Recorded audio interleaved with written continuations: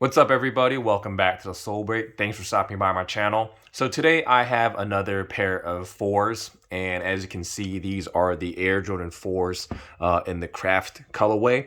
Now, these released a couple days ago, and I got them in hand in my size, and I'm gonna say that these look really, really nice in hand. I don't think there's a lot of hype around these. I think the hype is all around the oil green colorway that released prior to these. But honestly, I think these are really, really fresh. The materials are really nice. And I don't know, it's just a really, really interesting looking pair of sneakers. But without further ado, let's dive right into the sneaker. So Jordan Brand has used the color coding Photon Dust and Pale Vanilla for this pair. So I'm guessing all this kind of like grayish, kind of like eggshell colored materials are Photon Dust.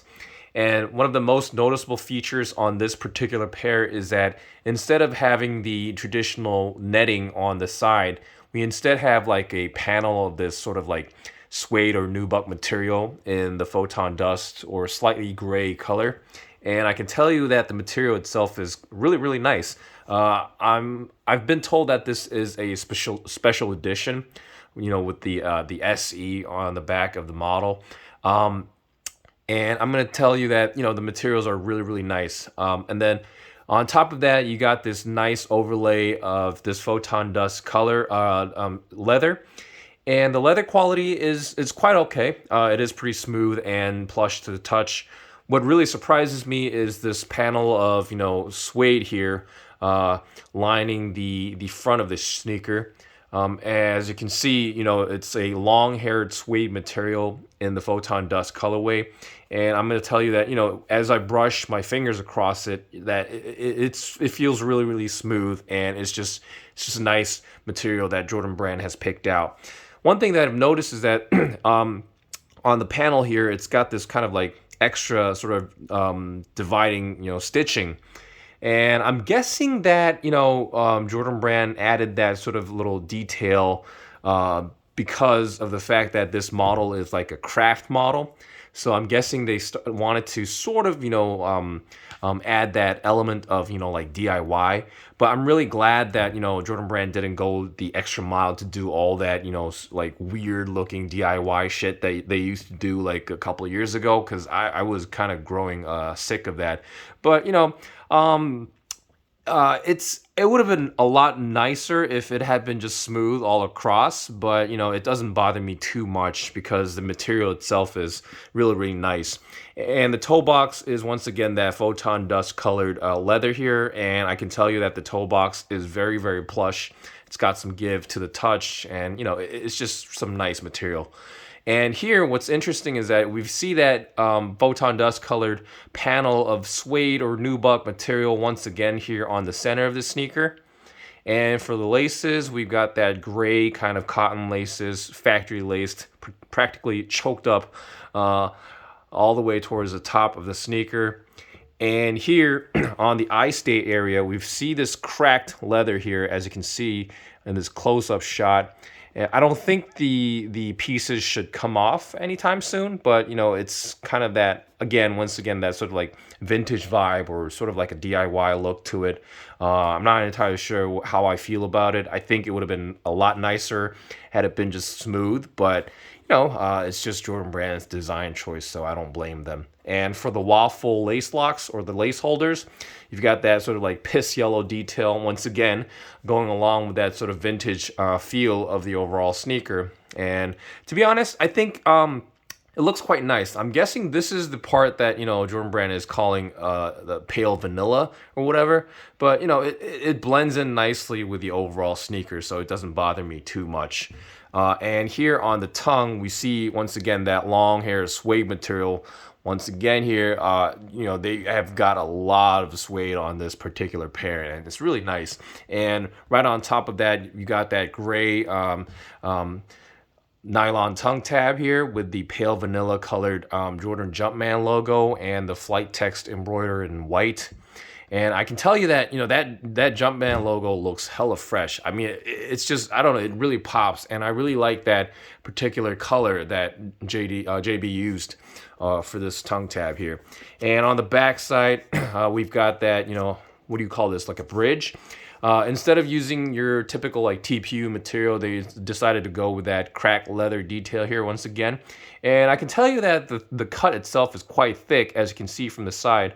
Obviously, it's multiple layers glued onto each other or stitched on, but it does look quite nice from the side. It does look pretty thick and smooth. So that's that. And then here on the side, I'm not entirely sure how I feel about this added detail here. Jordan Brand decided to add another sort of like swatch of this, suede material. I'm not, I'm not really sure what that's there for. Are they just flexing just their nice suede materials or whatever? But again, I think they're just trying to play with that idea of the craft theme here for the sneaker. But other than that, the backside is that smooth leather once again, and it looks hella fresh from the side. And on the backside, I can tell you that the heel counter looks really, really nice. I think this sort of the heel counter is that sort of like smoked gray, semi-translucent TPU material. And on top of that, you've got the pale vanilla colored Jumpman logo. As you can see here, very nice detail. It really adds on to that vintage feel of the sneaker. I can't get this piece off for some reason, but whatever. And then what I don't really enjoy or appreciate about this sneaker is that the sock liner is once again that sort of cotton material. Yes, that's totally fine because we've seen that over and over on a lot of Air Jordan 4s. It's just that it's a lint magnet. So again, for those of you who are really picky, it's gonna attract a lot of lint from your socks. But I guess it fits quite nicely with the overall theme of the sneaker. It's just that if they're gonna use really nice materials, they could have easily decided to pick that mesh material that we've seen on the I think it was the white cement or whatever.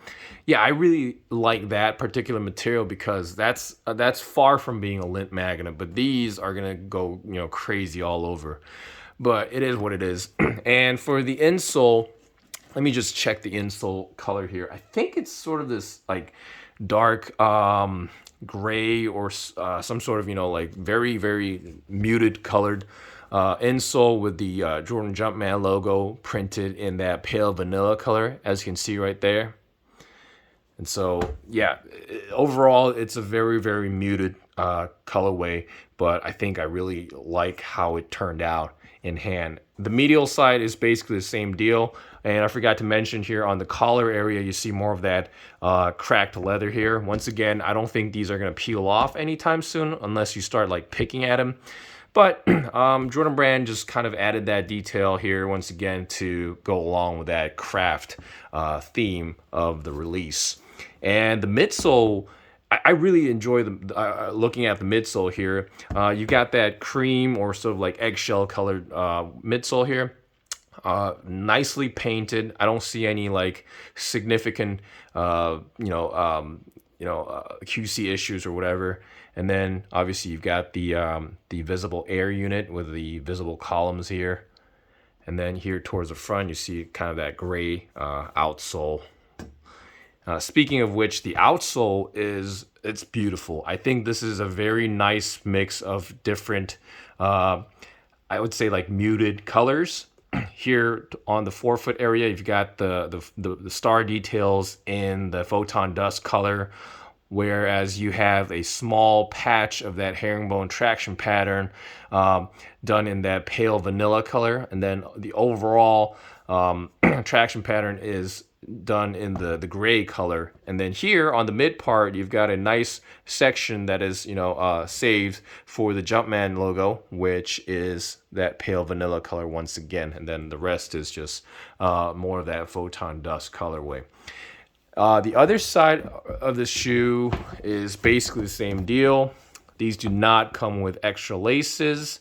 So that's a bummer, but I don't think Jordan 4s come with extra laces. I'm not sure when the last time I saw a Jordan 4 with extra set of laces, but it would have been nice if had we gotten some more stuff. Maybe like a set of like pale vanilla laces. That would have been really nice for those of you who like swapping the laces out.